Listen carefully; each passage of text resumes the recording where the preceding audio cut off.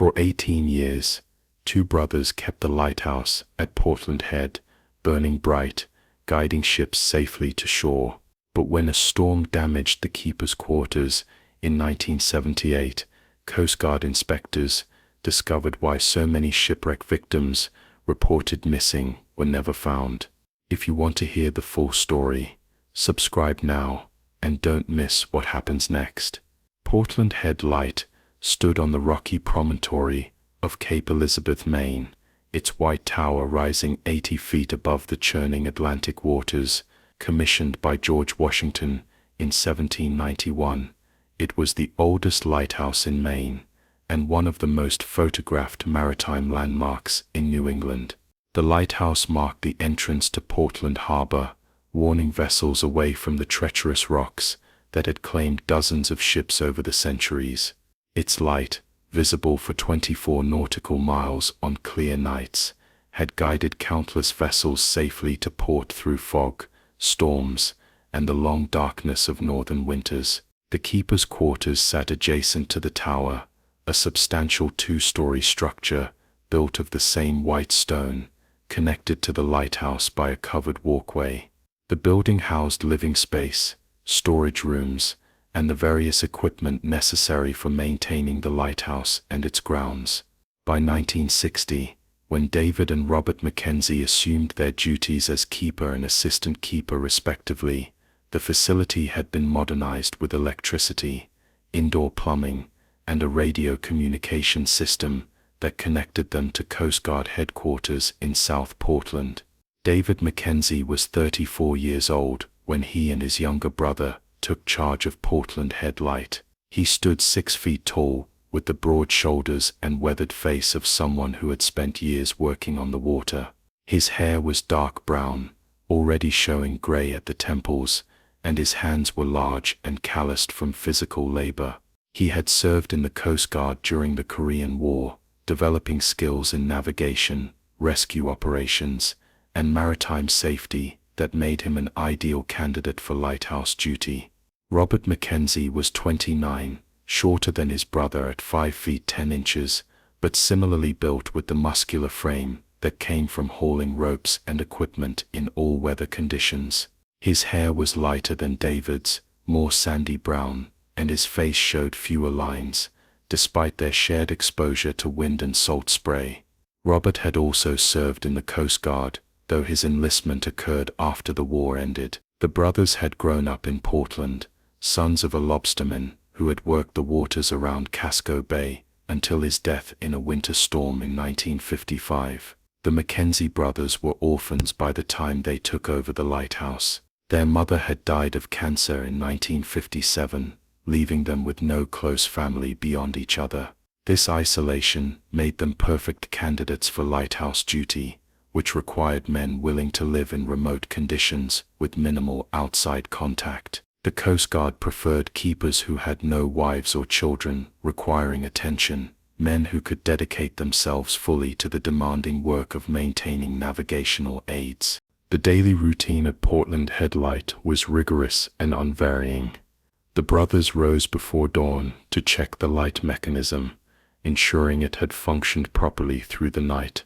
They cleaned the Fresnel lens that focused the beam, removing salt spray and condensation that could reduce its effectiveness. They inspected the fog signal, a powerful horn that blasted warnings when visibility dropped below 2 miles. They maintained the grounds, painted buildings when weather permitted, and kept detailed logs of every ship that passed, every weather change, and every incident that occurred within their observation range. The isolation of lighthouse duty suited both brothers. David was naturally taciturn, a man who preferred action to conversation, and found the solitude of Cape Elizabeth more comfortable than the crowded streets of Portland.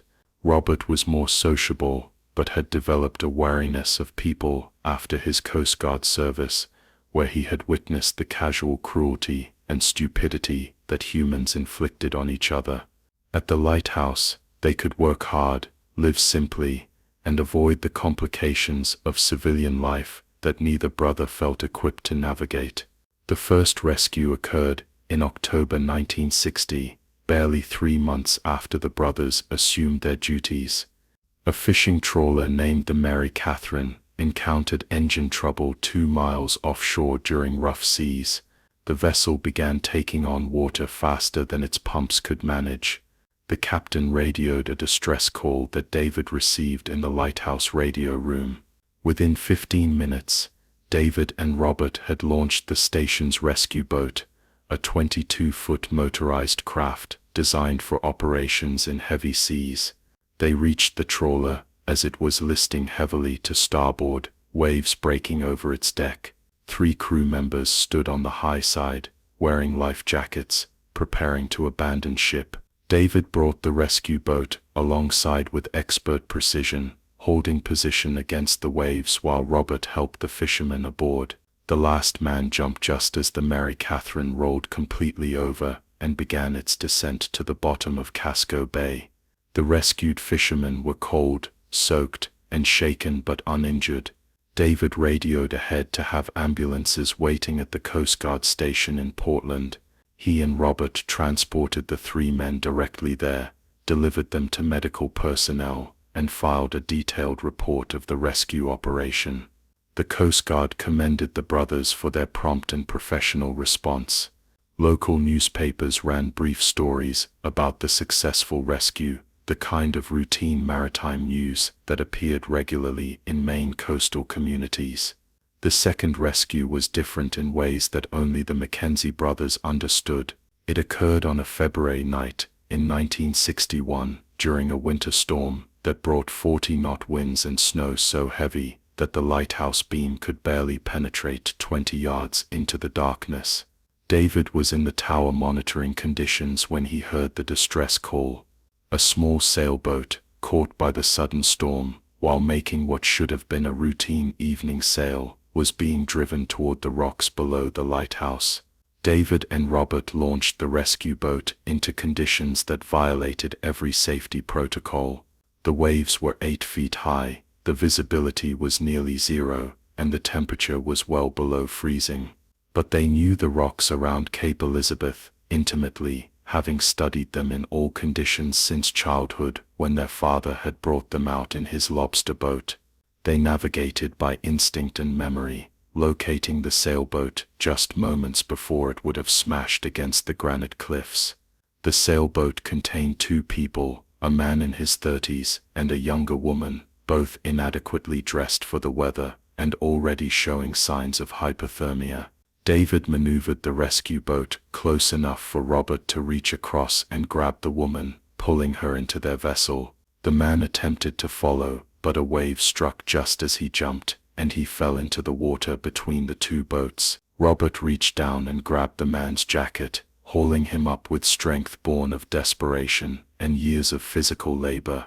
The man came over the gunwale unconscious, his face blue, his body limp. David turned the rescue boat away from the rocks and headed back toward the lighthouse, while Robert began attempts at resuscitation. The woman sat in the stern, too cold and shocked to speak or move.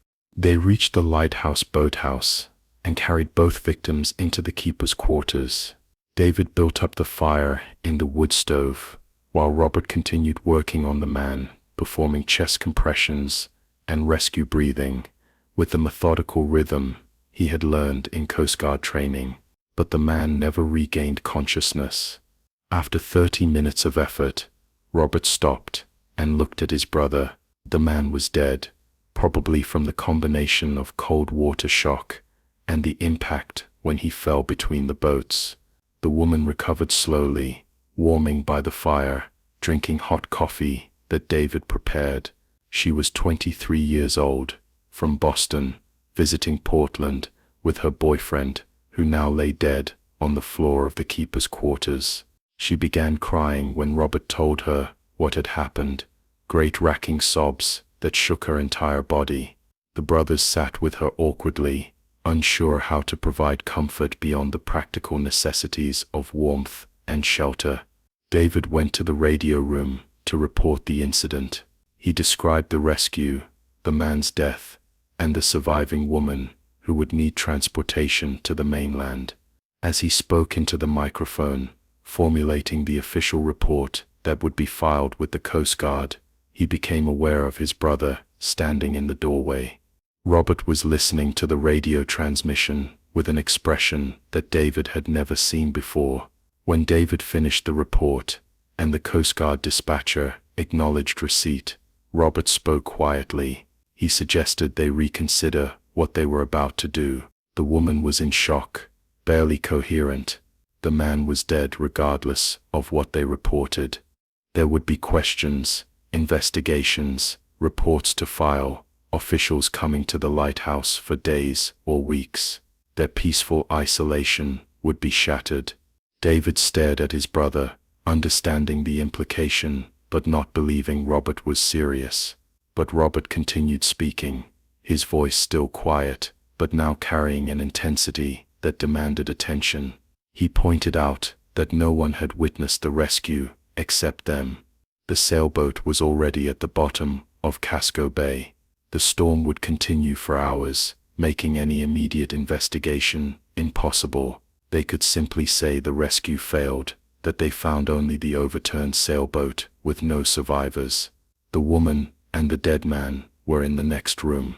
David could hear her crying through the wall. He looked at Robert and saw his younger brother was absolutely serious. Robert was proposing they eliminate both the witness and the evidence, hide the bodies, and claim the rescue attempt had found no survivors. The suggestion was monstrous, unthinkable, a violation of everything their duty represented. David opened his mouth to refuse, to tell Robert he was insane, to order him to never speak such thoughts again. But the words died before he could speak them. Because underneath the horror and disbelief, David felt something else, a recognition that Robert was describing a possibility, an alternative to the complications and scrutiny that reporting the truth would bring. The lighthouse had become their sanctuary, their escape from a world that had never welcomed them. The arrival of outsiders, investigators, officials asking questions and examining their lives, represented a threat to the peace they had found. David looked at his brother for a long moment. Robert held his gaze, waiting, not pushing, but making clear he was willing to act on his suggestion if David agreed. Finally, David nodded once. The decision was made in that gesture, a choice that would define the next 18 years of their lives. They killed the woman first. Robert held her down while David pressed a pillow over her face, maintaining pressure until her struggles ceased. She died quickly, too weakened by cold and shock to offer effective resistance. The brothers then dragged both bodies down to the storage room in the basement of the keeper's quarters, a space used for emergency supplies and equipment that required climate control. The storage room had a concrete floor and stone walls. It was 12 feet square, with a single small window that had been painted over years earlier. The room stayed cold in winter and cool in summer, making it suitable for storing items that might deteriorate in temperature extremes. It also had a heavy wooden door with a lock that only the keepers possessed keys to access. The brothers spent the rest of that night and the following day preparing the storage room for its new purpose. They moved supplies to other locations, cleaned the space thoroughly, and installed hooks on the walls that could support substantial weight. They brought both bodies down and hung them from the hooks, wrapped in canvas tarps that they secured with rope. David revised his radio report. He contacted the Coast Guard and stated that they had attempted to rescue the occupants of an overturned sailboat, but found no survivors. The boat itself had sunk during the rescue attempt. Given the storm conditions and water temperature, the assumption was that both people had died before the McKenzie brothers could reach them.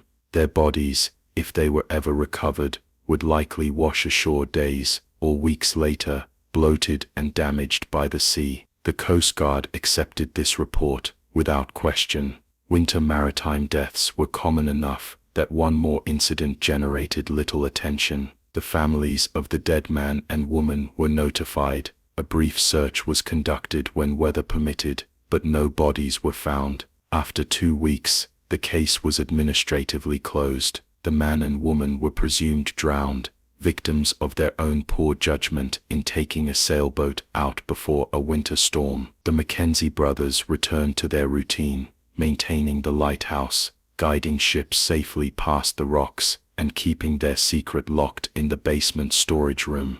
David found that the decision, once made, became easier to live with as time passed. The initial horror faded into acceptance. They had preserved their sanctuary. They had avoided complications that would have disrupted their lives. The dead couple had been strangers, people they had never known, whose existence or non-existence had no real meaning to them. Robert adapted even more easily than David. He seemed to take satisfaction from what they had done, not from cruelty, but from the exercise of power and control. They had faced a problem and solved it decisively. They had taken action that protected their interests. Robert began to see their situation differently. They were not just lighthouse keepers performing maritime safety duties. They were guardians of their domain, with the authority to make life and death decisions about anyone who entered their territory. The bodies in the storage room did not decompose quickly in the cold conditions. The brothers checked them periodically, ensuring the tarps remained secure and no odor escaped.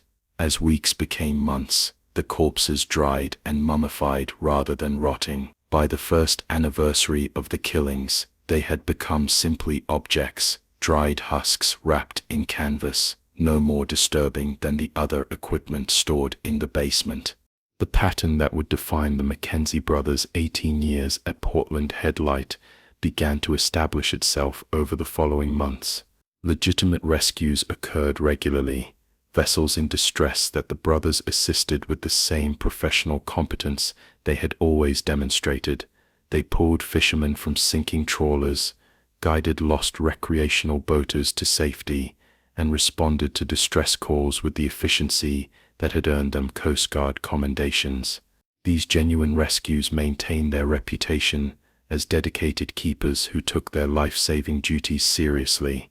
But approximately once or twice per year, circumstances aligned in ways that presented opportunities the brothers had learned to recognize and exploit. A rescue attempt in isolated conditions, victims without witnesses to verify what occurred, situations where the chaos of storm and sea made exact accounting impossible. In these cases, not everyone the brothers pulled from the water survived the rescue. Some died during the rescue attempt, as victims sometimes did in maritime emergencies. Others died afterward, in the keepers' quarters, where the brothers made decisions about who lived and who did not. The selection process was never formally discussed between David and Robert, but both understood the criteria that guided their choices. Victims who were alone, without family or friends waiting for their return, were vulnerable. Young people traveling without connections to the local community presented opportunities. Those who had told no one of their sailing plans or had made impulsive decisions to go out on the water provided the circumstances the brothers required. The isolation that made Portland Headlight an ideal duty station also made it an ideal location for murder. By 1965, 5 years after that first killing, the storage room in the basement contained 8 bodies at various stages of preservation. The brothers had developed efficient methods for managing their collection. Fresh bodies were hung on hooks and wrapped in multiple layers of canvas treated with lime to absorb moisture and accelerate the drying process. As bodies mummified, they were moved to racks along the walls where they took up less space. The room was kept locked at all times, accessible only to the brothers, and never mentioned in any official reports or records. The Coast Guard conducted annual inspections of the lighthouse facility, but these examinations focused on the operational equipment and living quarters. Inspectors checked the light mechanism, the fog signal, the radio equipment, and the rescue boat. They reviewed maintenance logs and supply inventories, but they never had reason to examine the locked storage room in the basement, which appeared on facility diagrams as simple supply storage and generated no questions. David and Robert maintained excellent relationships with their Coast Guard supervisors. They filed reports promptly, kept meticulous records of all activities, and presented themselves as model keepers who took their duties seriously. Their legitimate rescue operations garnered periodic commendations. Their maintenance of the lighthouse and grounds exceeded standards. They never requested transfers, never complained about the isolation, and never gave any indication that they were anything other than dedicated professionals performing difficult but necessary work. The brothers lived simply and self-sufficiently. They grew vegetables in a garden behind the keeper's quarters during the brief Maine growing season. They caught fish from the rocks below the lighthouse. They ordered supplies monthly from Portland, basic necessities that arrived by Coast Guard supply boat. They had no television, limited radio entertainment, and few books beyond technical manuals and navigation charts. Their existence revolved entirely around the lighthouse, the sea, and each other. The relationship between the brothers evolved over the years of shared killing. David remained the dominant partner, making final decisions about which victims to keep and which to release. But Robert's role grew more assertive, particularly in the actual execution of their plans. Robert discovered he had a capacity for violence that surprised even himself, an ability to kill without hesitation or remorse when the situation required it. David retained some residual discomfort with the killing, a faint echo of conscience that he suppressed but never entirely eliminated. Robert felt no such ambivalence. They rarely discussed what they were doing in explicit terms. Conversations about the bodies in the storage room were brief and practical, concerning only the logistics of concealment and preservation. They never debated the morality of their actions, never questioned whether they should stop, never expressed regret for lives taken. The killings had become simply another aspect of their duties, no more remarkable than maintaining the light or recording weather observations. The seventh victim, acquired in 1966, was different from the others in ways that troubled even Robert's hardened sensibilities. She was a 16-year-old girl from Massachusetts who had taken a small sailboat out alone from a marina in South Portland, telling no one where she was going or when she would return. She encountered unexpected winds that pushed her north along the coast toward Cape Elizabeth. By the time she realized the danger, she was too far from shore to make it back before dark and too inexperienced to navigate by the stars. The McKenzie brothers found her anchored in a small cove just south of the lighthouse, her boat taking on water through a seam that had opened in rough seas. She was cold, frightened, and immensely grateful when Robert rowed out to her position and offered assistance. She believed she was being rescued by heroes, men dedicated to saving lives at sea. They brought her back to the keeper's quarters, gave her hot coffee and warm blankets, and listened to her story about the sailing trip that had gone wrong. She was pretty in the way of teenage girls, with long brown hair and a quick smile that kept breaking through her fear. She talked rapidly, nervously, thanking them repeatedly for the rescue, asking questions about the lighthouse, mentioning her parents in Boston, who would be worried when she did not return that evening.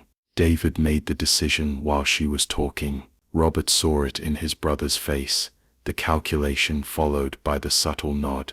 The girl had told them she had informed no one of her sailing plans, that she had taken the boat impulsively from a marina where she was supposed to be taking lessons. Her absence might not be noticed for hours, perhaps not until the next morning. By then, the boat would have sunk in the cove where they left it, and the girl would be just another tragic drowning statistic. She died quickly, strangled by Robert while David held her arms. She struggled harder than the adults had, young and strong, fighting with desperate intensity. But two grown men against a teenage girl was no contest. Within 3 minutes, she was dead. Within an hour, she was hanging in the storage room with the others, wrapped in canvas, beginning the slow process of mummification that would transform her from a person into an object. That killing troubled David for weeks afterward. The brothers also became more selective about circumstances. They preferred victims who were completely alone, whose boats contained no radios or emergency beacons, whose disappearance would be attributed to drowning with minimal search efforts. Tourist season presented the best opportunities when inexperienced sailors from out of state ventured into Maine waters without adequate preparation or understanding of local conditions. The legitimate work of lighthouse keeping continued without interruption.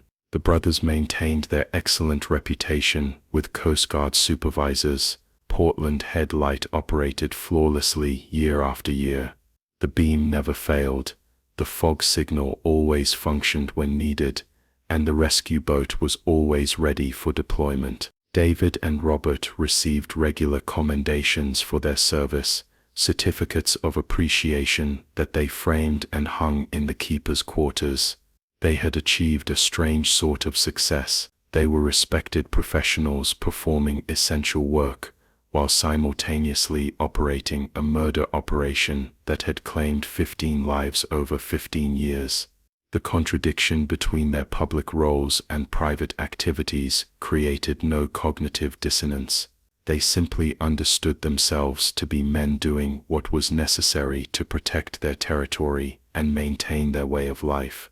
The isolation at Portland Head Light suited them completely.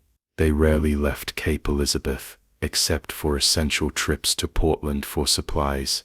They had no friends beyond superficial acquaintances among other Coast Guard personnel.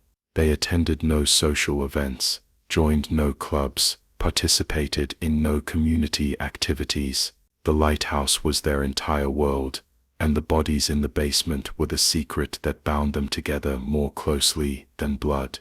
Robert occasionally wondered what would happen when they eventually retired. Coast Guard lighthouse keepers typically served until age 65, which meant David would retire in 1991, and Robert 5 years later. The storage room would remain locked after they left, the bodies undiscovered unless some future inspection or renovation project exposed them. By then the brothers would be old men living somewhere far from Maine, impossible to connect to crimes committed decades earlier. But retirement was still years away. In 1975, David was 49 and Robert was 44.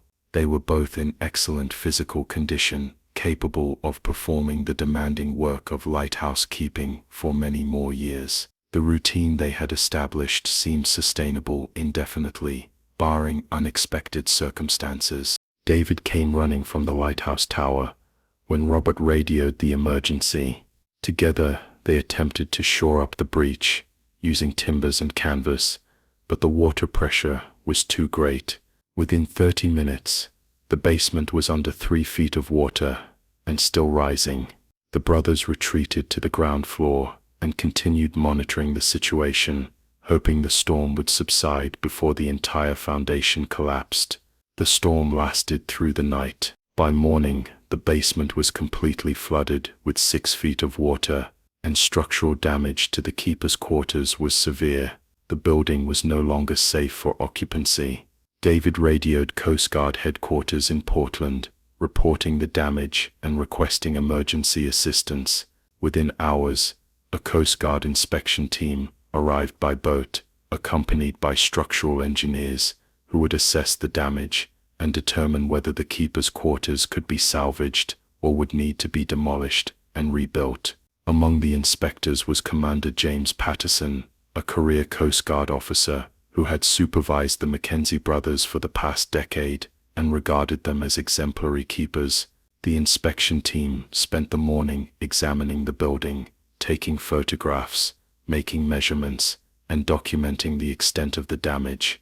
The structural engineers determined that the foundation had been compromised in multiple locations and that the building was unsafe. It would need to be evacuated immediately, and decisions about repair or replacement would require extensive analysis. But first, they needed to pump out the basement to fully assess the foundation damage. A portable pump was brought in, and the water level began dropping slowly. As the water receded, something became visible floating near the back wall. One of the engineers pointed it out to Commander Patterson, who moved closer for a better view. What appeared to be wrapped bundles were bobbing in the water, their canvas coverings soaked and beginning to unravel. Patterson reached out with a pole and pulled one of the bundles closer. The canvas fell away partially, revealing what was unmistakably a human arm, mummified flesh stretched over bone, hands still intact with remnants of fingernails. Patterson ordered everyone out of the basement immediately.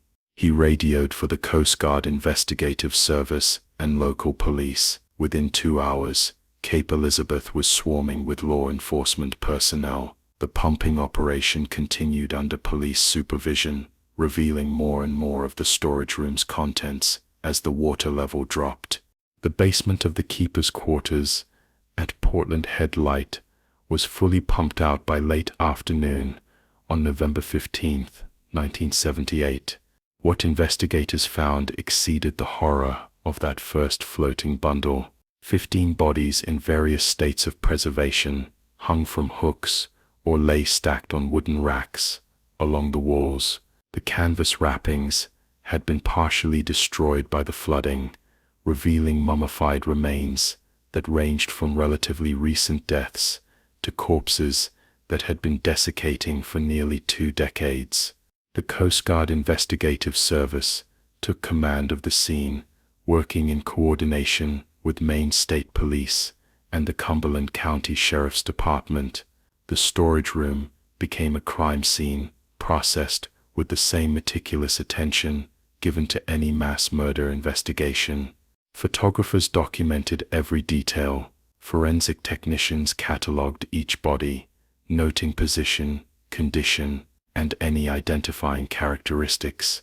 Medical examiners were summoned from Portland and Augusta to begin the grim work of determining causes of death and attempting identification. Commander James Patterson, who had supervised the McKenzie brothers for a decade and considered them model keepers, stood outside the building in a state of shock that bordered on physical illness. He had commended these men, had written performance evaluations, praising their dedication and professionalism, had held them up as examples to other Coast Guard personnel. The realization that he had been completely deceived, that monsters had operated under his supervision for years, was nearly incomprehensible. David and Robert McKenzie were transported separately to Coast Guard headquarters in South Portland, where they were held in secure rooms, pending formal arrest by federal authorities. Neither brother had spoken since the discovery, both having invoked their right to remain silent when first questioned at the scene. Federal agents and state police detectives began coordinating what would become one of the most complex murder investigations in Maine history. The immediate challenge was identification of the victims. 15 bodies spanning 18 years, most with no identification on them, some deteriorated to the point where facial features were unrecognizable. The forensic team began with the most recent bodies, those that retained enough soft tissue for fingerprint analysis. They cross-referenced against missing person reports filed with Maine State Police, focusing initially on maritime incidents, where victims were never recovered. The first identification came within 24 hours. A mummified corpse, estimated to be 3 to 4 years old, was matched to fingerprints on file for Thomas Brennan, age 28, who had been reported missing in August 1975 after failing to return from a solo sailing trip out of Portland Harbor. The official Coast Guard report, filed by David McKenzie, stated that the McKenzie brothers had attempted to rescue Brennan from his overturned sailboat, but found no survivors. The body had allegedly been lost in the sea and never recovered, except the body had not been lost in the sea. It had been hanging in the basement of Portland Head Light for 3 years, less than a mile from where Brennan's parents lived in South Portland. The discovery that the McKenzie brothers had filed false reports claiming to have lost bodies that they had actually kept, transformed the investigation's focus. Agents began pulling every rescue report the brothers had filed over 18 years, comparing them against missing person cases, and looking for patterns. The pattern emerged quickly and damningly. Between 1960 and 1978, the McKenzie brothers had reported 37 rescue operations. 22 of these rescues had been successful, with victims transported safely to shore and turned over to medical personnel or Coast Guard stations. 15 rescues had been reported as unsuccessful, with the brothers claiming they had arrived too late or had recovered only empty vessels with victims presumed drowned. Investigators now had 15 unidentified bodies and 15 rescue operations where victims had supposedly died. The correlation was obvious and horrifying. Every time the McKenzie brothers reported an unsuccessful rescue, they had actually killed the victim and added the body to their collection. For 18 years, they had been filing false reports, collecting commendations for rescue operations, and methodically murdering the people they were supposed to save. The interrogations began on November 16th. David McKenzie was questioned first, facing a team of federal investigators and state police detectives in a small room at Coast Guard headquarters. He had been provided with an attorney, a federal public defender named Sarah Mitchell, who specialized in capital cases. Mitchell had advised David to remain silent, but David indicated he was willing to make a statement. David's confession was detailed and emotionless. He described the first killing in February 1961, explaining how the decision had been made and implemented. He acknowledged that he and Robert had continued killing over the following years, that the bodies in the storage room represented deliberate murders rather than accidents or failed rescues. He provided specific information about several victims, including approximate dates and circumstances of their deaths, but David maintained certain positions that his attorney had counseled him to emphasize. He claimed that none of the victims had been killed maliciously or with sadistic intent. The deaths had been practical decisions made to protect the brothers' privacy and security. He insisted that victims had been killed quickly and humanely, that no one had been tortured or subjected to prolonged suffering. He portrayed the operation as calculated necessity rather than pathological violence. Robert's interrogation produced a different narrative. Unlike David, Robert showed no remorse or attempt at rationalization. He stated flatly that he and his brother had killed 15 people over 18 years because it served their interest to do so. He displayed no emotional response when shown photographs of the victims' remains. He corrected investigators on technical details about how various murders had been accomplished, speaking with the same matter-of-fact tone he might have used to describe routine lighthouse maintenance. The contrast between the brothers fascinated the investigators and would later become central to psychological analyses of the case. David presented as the reluctant killer, the man who had crossed a moral line but retained some awareness that what he had done was wrong. Robert presented as something else entirely, a man apparently without conscience who viewed murder as simply another tool for achieving desired outcomes. The identification process continued over the following weeks. Dental records, old fingerprints, distinctive scars or injuries, personal effects found with the bodies, all were used to gradually name the victims. By early December, 12 of the 15 bodies had been positively identified. 3 remained unknown, their decomposition too advanced and their matches too obscure to be determined, despite extensive investigation. The identified victims ranged in age from 16 to 51. They included 8 men, 3 women, and a teenage girl. They came from Massachusetts, New Hampshire, Connecticut, and Maine. Most had been alone when they encountered the circumstances that brought them into contact with the McKenzie brothers. All had been reported as missing persons, though in most cases the investigations had concluded with assumptions of accidental drowning. The families of the identified victims were notified gradually as identifications were confirmed. The notifications were devastating, reopening grief that had supposedly been resolved years earlier. Parents who had mourned their children as lost at sea now learned their sons and daughters had been murdered and their bodies desecrated. Spouses who had believed their partners died in accidents discovered the deaths were deliberate. The emotional trauma rippled through multiple communities across New England. The legal proceedings moved forward with the methodical pace of federal prosecution. David and Robert McKenzie were formally charged with 15 counts of first-degree murder, as well as numerous counts of filing false government reports, obstruction of justice, and abuse of federal office. The charges carried potential death sentences, though Maine had abolished capital punishment in 1887. Federal charges, however, could still result in execution if the government chose to pursue that penalty. The trial began in June 1979 at the United States District Court in Portland. The prosecution was handled by a team of federal attorneys, supported by Maine state prosecutors.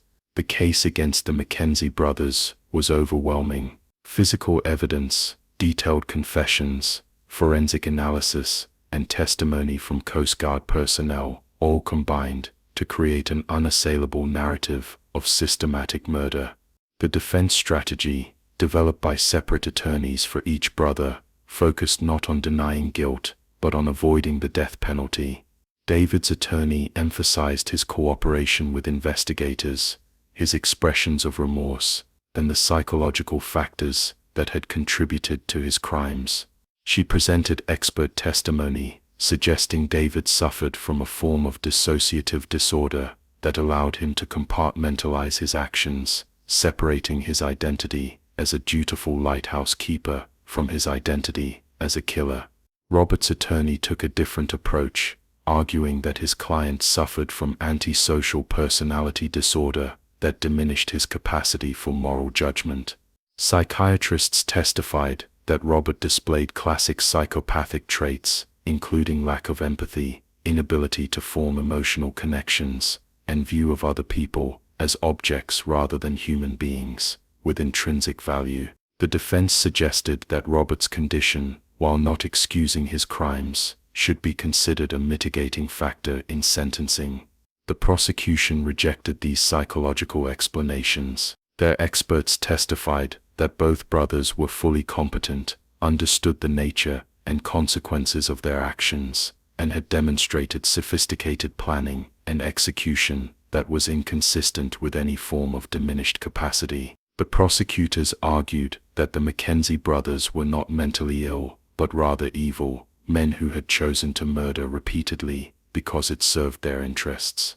The trial lasted 6 weeks. The jury deliberated for less than 2 days before returning verdicts of guilty on all counts for both defendants. The sentencing phase began immediately, with both sides presenting arguments about whether the brothers should receive death sentences or life imprisonment without possibility of parole. The judge, a federal appointee named Martin Crawford, who had presided over numerous capital cases, ultimately decided against the death penalty. He sentenced both David and Robert McKenzie to 15 consecutive life sentences, ensuring they would die in prison, regardless of any future changes in sentencing laws or parole policies. In his sentencing statement, Judge Crawford described the brothers' crimes as representing a fundamental betrayal of public trust, noting that they had exploited their positions as rescuers to murder the people they were sworn to protect. David and Robert McKenzie were transferred to separate federal penitentiaries,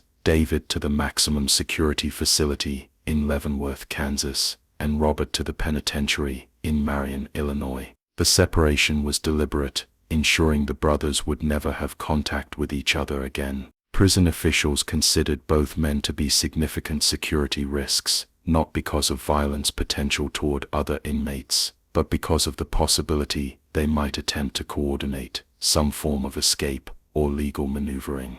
The Lighthouse at Portland Headlight continued operating, though the keeper's quarters were demolished in 1980, after structural engineers determined the building was beyond economical repair. The Coast Guard built a small modern structure to house the automated equipment that now controlled the light and fog signal. The era of full-time lighthouse keepers was ending as automation made human presence unnecessary. Portland Head Light was among the last facilities to be converted, completing the transition in 1989.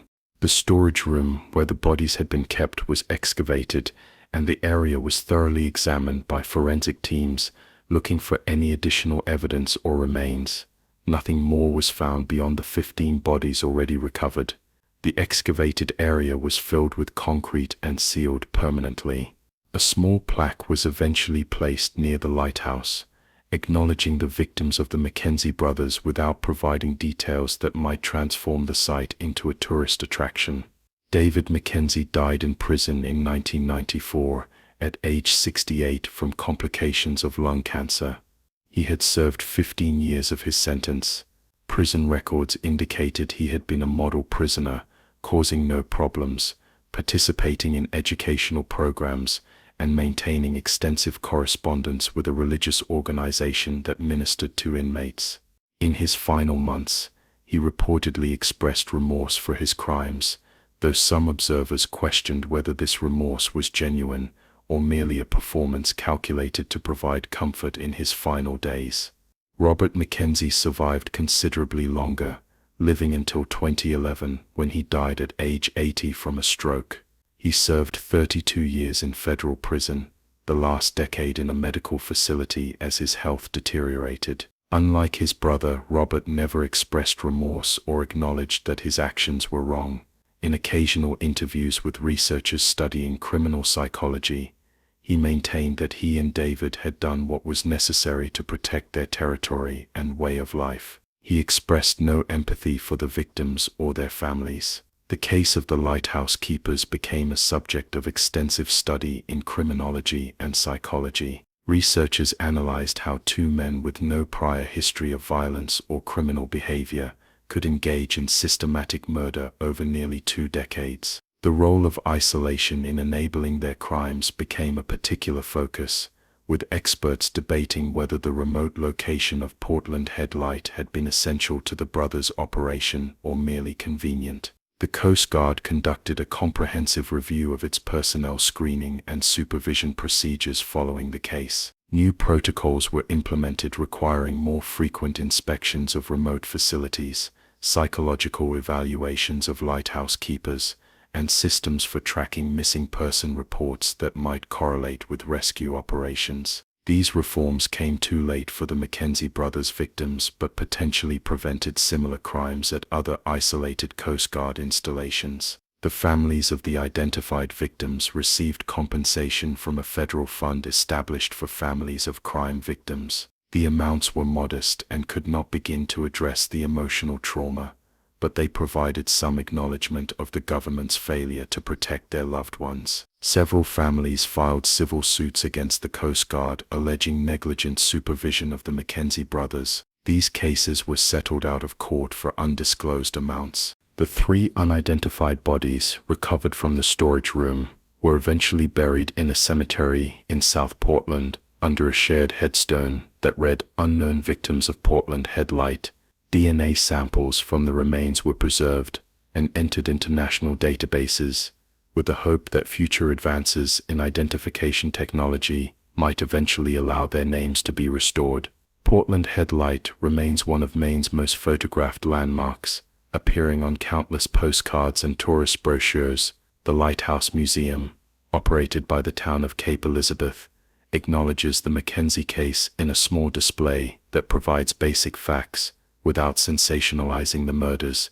Most visitors come for the scenic beauty and maritime history, unaware of or uninterested in the darker chapter that occurred there. The story of David and Robert McKenzie serves as a reminder that evil can exist behind facades of competence and dedication. For 18 years, they maintained exemplary public reputations while systematically murdering the people they rescued. They demonstrated that isolation and opportunity, combined with willingness to transgress moral boundaries, can enable horrific crimes, even in individuals with no apparent predisposition toward violence. The case also highlighted vulnerabilities in systems designed to protect public safety. The McKenzie brothers exploited gaps in oversight, took advantage of assumptions about the integrity of rescue personnel, and operated successfully for nearly 2 decades before chance exposure ended their operation. Their story prompted changes in how maritime rescue operations are monitored and documented, reforms that continue to influence Coast Guard procedures decades later. The Lighthouse stands as it has for over 2 centuries, its light still guiding vessels safely past the rocks of Cape Elizabeth. But for those who know its history, Portland Headlight will forever be associated with the brothers who betrayed their duty and transformed a symbol of safety into a site of murder. The light still shines, but its beam illuminates a darker truth about human capacity for evil hidden behind respectable appearances. If you found this story compelling, please subscribe and hit the like button. Share this video with someone who appreciates true crime history. Your support helps us uncover more forgotten cases. Thank you for watching.